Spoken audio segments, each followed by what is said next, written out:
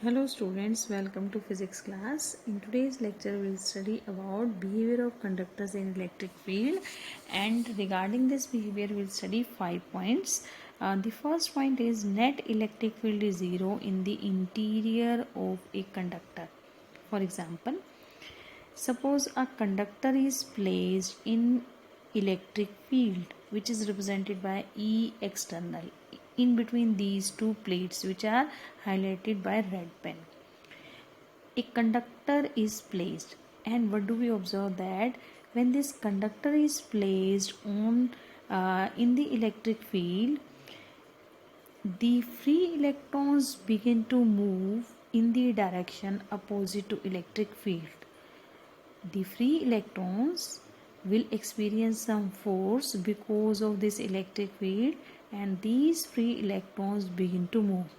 And as we know that electrons moves in the direction opposite to electric field, so what we'll say that what we'll observe that towards the left side the conductor acquires negative charge, and because of accumulation of electron on this side, and because of the deficiency of electrons on the other side it acquires positive charge. So what we can say that whenever conductor is placed in the external electric field, charges are induced on its both sides, and because of these induced charges, what we'll say that electric field is induced inside the conductor, and this process continues until the external field and induced field both are equal in magnitude, and it is clear that their direction is opposite. So what we can say that inside the conductor there are two fields, external field acting towards right and induced field acting towards left.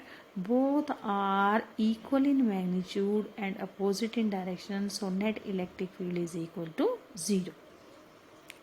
Next is no net charge in the interior of conductor is 0, or you can say that no charge is present in the interior of conductor, and if any excess charge is there then that charge resides only on the surface of conductor.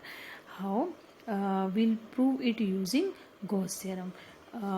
See here in the diagram, with the red pen I had drawn a conductor, and since we are going to prove it with the help of Gaussian, so we will draw a Gaussian surface which is near the surface of conductor, and I had drawn it with the help of dotted line with blue pen. So this is Gaussian surface, and we'll apply Gaussian theorem. E dot dx phi is equal to E dot ds is equal to q by epsilon. As inside the conductor electric field is 0. We had shown above that electric field is equal to 0 inside the conductor. Since electric field is equal to 0, so we say that charge inside the conductor is equal to 0, and if we provide the extra charge to the conductor then it appears on the surface of the conductor. See here, this surface has positive charge, this conductor has positive charge, this positive charge is present on the surface of conductor.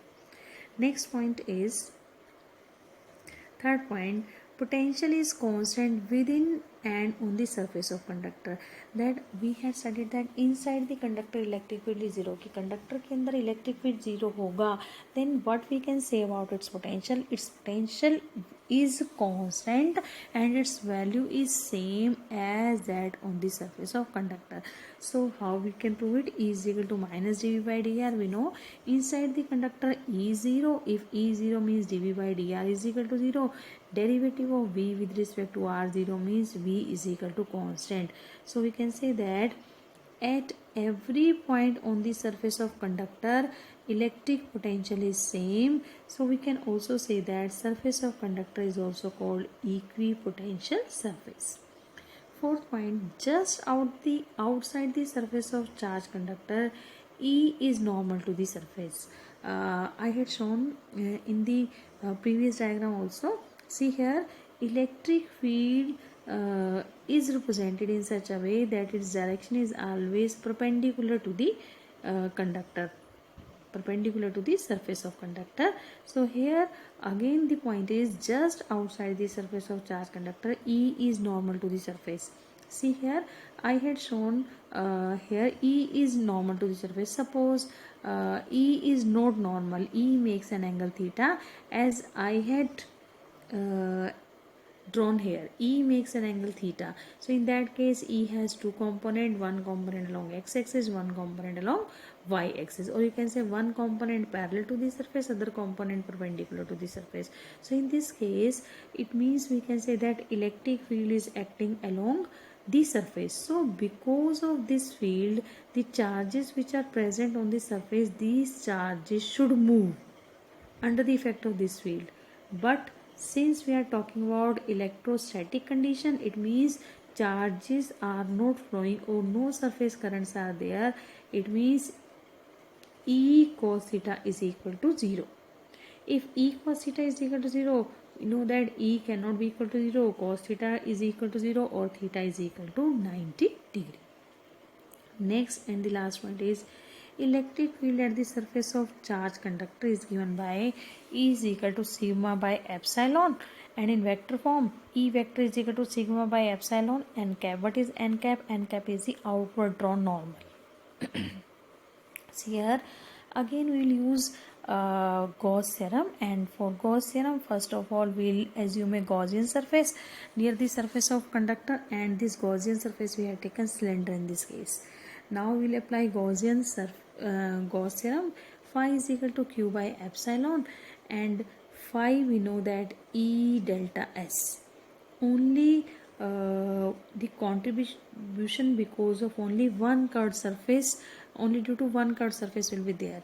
As if you remind the concept of Gauss theorem, we had studied during the applications that the cylinder has how many surfaces? 3 curved surfaces, and in this case the contribution from only one surface is there, that is lying outside the surface and normal to it. Inside surface does not contribute because electric field is equal to 0 for this surface, and other for the third curved surface of the cylinder, E and ds both are perpendicular to each other, and since it is perpendicular to each other, so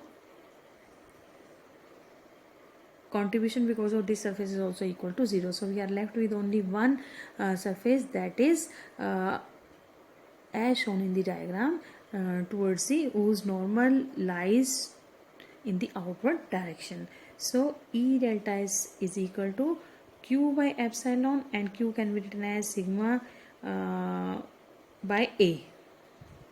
Sigma into delta S upon epsilon. Delta S gets cancelled, so E is equal to sigma by epsilon. How we are writing Q as sigma into delta S? What is sigma? Sigma is surface charge density. So in vector form it can be written as vector E is equal to sigma by epsilon into n cap. Next one is electrostatic shielding. The phenomena of protecting a certain region of space from external electric field is called electrostatic shielding.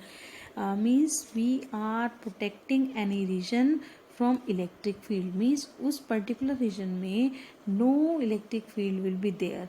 और ऐसे regions हमें कहाँ मिलते हैं?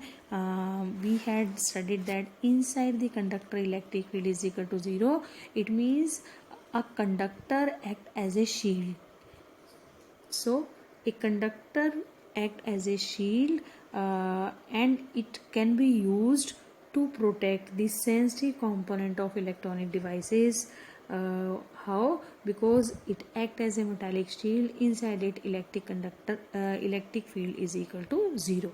Again, it is second application. It is safe to sit in a car during thunderstorm or lightning. Why? Because car act as a metallic shield and the electric field inside the metallic shield is equal to 0. Next one is electrical capacitance of a conductor.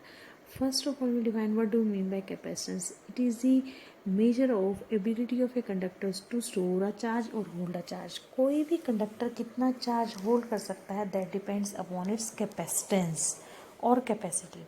Suppose we put charge q on a conductor, then it acquires potential corresponding to this charge. So we can say that q is directly proportional to v, means आप जितना ज़्यादा charge देंगे उतना ज़्यादा potential जो है उस conductor पर डेवलप होगा. So q is directly proportional to v और q is equal to cv, where c is called the capacitance. Capacitance can be written as q by v, means we can define it as charge required to raise the potential of a conductor by 1 volt. Factors on which c depends upon size and shape of conductor. It depends upon permittivity of the surrounding, कि किस medium में आपका जो है conductor वो रखा है. Presence of other conductor near it, if any other conductor is present in its neighborhood, then its capacitance may increase or may decrease. Next one is, if we talk about SI unit, name is farad and it is named in the favor of Michael Faraday. So C is equal to Q by V. C is said to be 1 farad if charge of 1 coulomb is required to raise the potential of a conductor through 1 volt. And if we talk about its dimensional formula, M minus 1, L minus 2, T minus 4 and A plus 2. Next one is capacitance of spherical conductor. Suppose we are having this spherical conductor of radius capital R and charge on it is capital Q. We have to find out its capacitance. We know the formula for capacitance is C is equal to Q by V. So if we put the value of V here, we will get the value of capacitance. V because